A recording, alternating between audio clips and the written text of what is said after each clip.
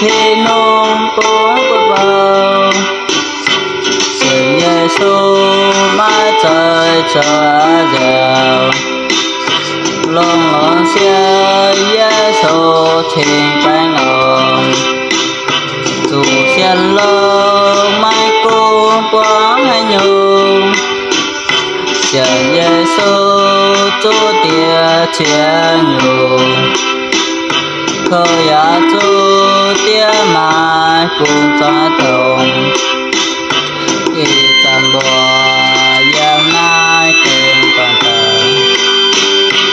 dân tin toàn bò mai dân chiêu với hình này của tu chân lông thì nung có nhai vàng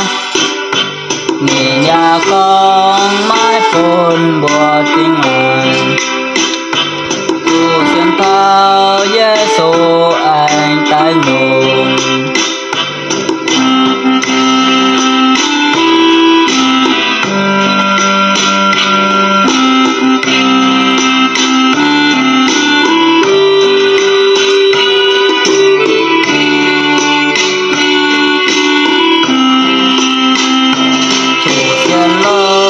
khi nông tốn với bao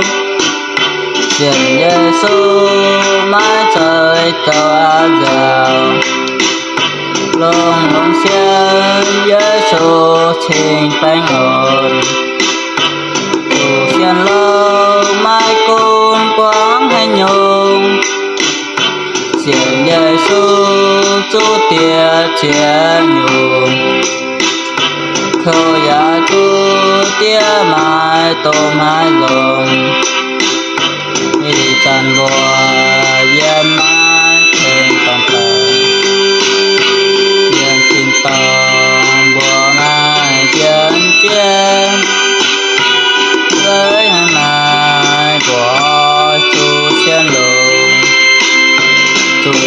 lông thì nô con nhai vàng nhìn nhà con mãi buồn bùa tiếng ngoài